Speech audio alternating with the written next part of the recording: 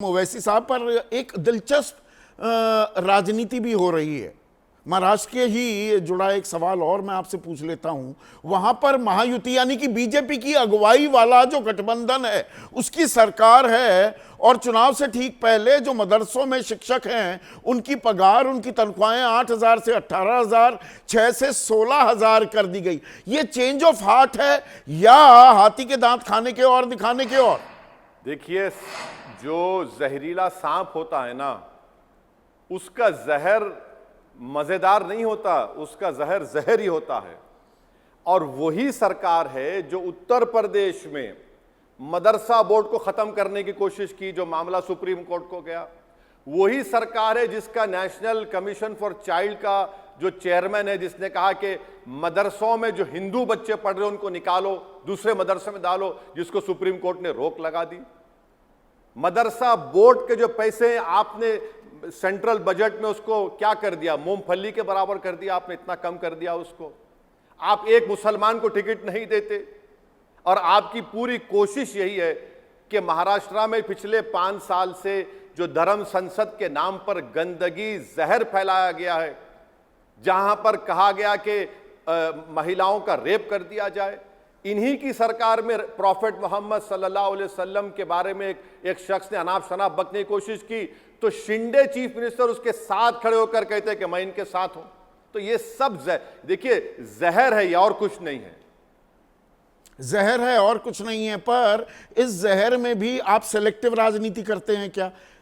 महाराष्ट्र में 288 में से 14 उम्मीदवार आप उतार रहे हैं, 5%, उससे भी थोड़ा कम। और उत्तर प्रदेश के जो उपचुनाव हैं 9 सीटों पर, उसमें 3 कुंदरकी, गाजियाबाद और मीरापुर में आप उम्मीदवार उतार देते हैं। यहां तो आप अखिलेश का नुकसान करेंगे। सर सुनिए सर, उत्तर प्रदेश में 3 सीट लड़ रहे हैं। कुंदरकी में हमारा चेयरमैन था, उसको बीजेपी ने जो भी है क्या किया, जादू किया नहीं मालूम, बेचारा वो डर के मारे उनको जाना पड़ा।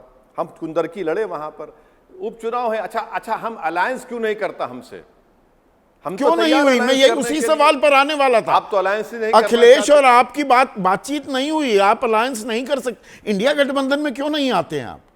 जब आप कह रहे हैं किसी भी कीमत पर, हर कीमत पर, बल्कि किसी भी नहीं, आप बीजेपी को हराना चाहते हैं, तो इंडिया गठबंधन का हिस्सा क्यों नहीं बनते?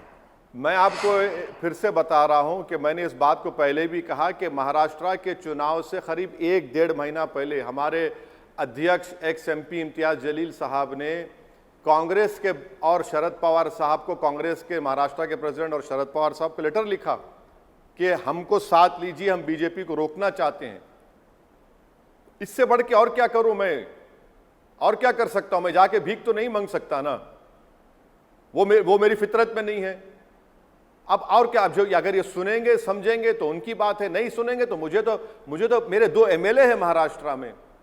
कुंदरकी में मेरा चेयरमैन रहा है जो अब चला जा चुका है। मेरे वहां पर कई म्युनिसिपल कॉर्पोरेटर्स जीत कर आते हैं। तो मैं चुनाव नहीं लड़ूंगा तो क्या करूंगा? मैं एनजीओ बन जाऊं और थैला लेके फिरूं, ज्ञान देते, तो एकला चलो का ही राग अलापते रहेंगे, अकेले ही लड़ते रहेंगे। अब लड़ाई एक और मोर्चा आपने खोल दिया है कि भाई सरकार जो संशोधन बिल ला रही है वक्फ बोर्ड का, कि उसमें गैर मुस्लिम सदस्य भी होने चाहिए, 2 सदस्यों की बात की जा रही है। तो आप सवाल उठा देते हैं भाई तिरुमला बोर्ड में तो सारे हिंदू हैं, हमारे वक्फ बोर्ड में क्यों मुस्लिम आ रहे हैं? पर यह अकेली आवाज साबित हो जाती है क्या? तो सुनवाई नहीं होगी। मैं पहले आपको बताना चाह रहा हूं, उत्तर प्रदेश में हम अकेले नहीं हैं। हमारे साथ हमारी बहन पल्लवी पटेल है, हम उनके साथ हैं और साथ रहेंगे। अब रहा सवाल अकेले चलने का, तो सर अकेले तो चलना पड़ेगा ना, क्यों हम अपने आप को रोक लेंगे?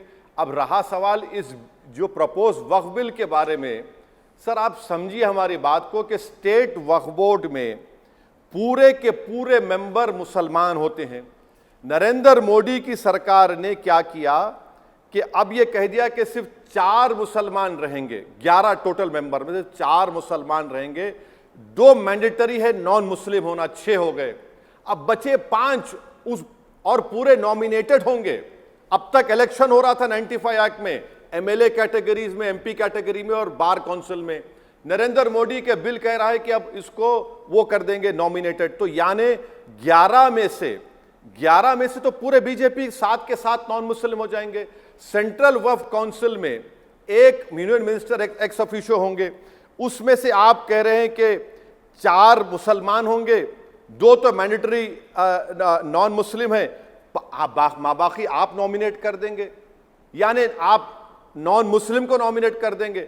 और तरफे तमाशा यह है कि आप देख लीजिए Uttar Pradesh Hindu religious institution act, Uttar Pradesh Kashi Vishwanath temple act, Kerala Hindu places of worship act, Karnataka charitable endowment act, Tamil Nadu का एक्ट, आंध्रा का एक्ट, तेलंगाना का, उड़ीसा का। यहां पर तो कमिश्नर से लेके असिस्टेंट कमिश्नर तक हिंदू रहना चाहिए, ट्रस्टीज हिंदू रहना चाहिए। अगर वो हिंदू मजहब को छोड़ देता है तो उसको निकाल दिया जाएगा। तो आंध्र प्रदेश में तिरुमला तिरुपति देवस्थानम हमारे हिंदू भाइयों के एक बहुत बड़ा वो उनके लिए मरकज है। वहां के न्यूली अपॉइंटेड चेयरमैन कहते हैं कि एम्प्लॉइज भी हिंदू होने चाहिए। ट्रस्टीज मेंबर्स तो 24 हैं जो पूरे हिंदू हैं।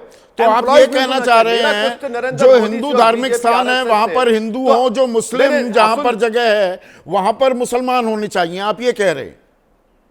दखल अंदाजी ना हो, हिंदू वहां पर हिंदू कर्मचारी हैं तो ठीक है, यहां पर मुसलमान होने चाहिए। मेरा बोलना यह है कि आर्टिकल 26 भारत के संविधान में freedom to manage religious affairs of every religious denomination को देता है।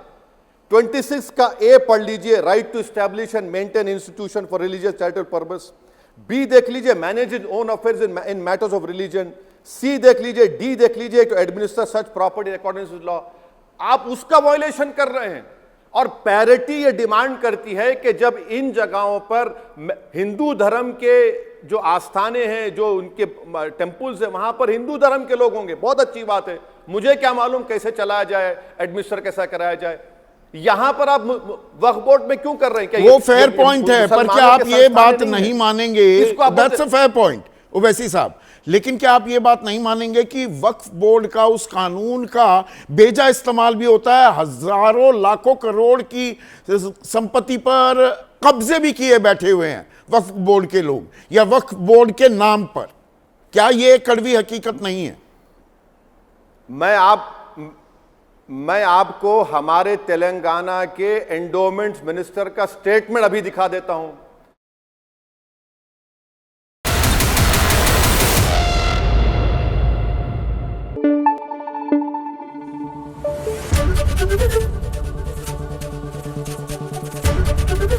एबीपी न्यूज आपको रखे आगे।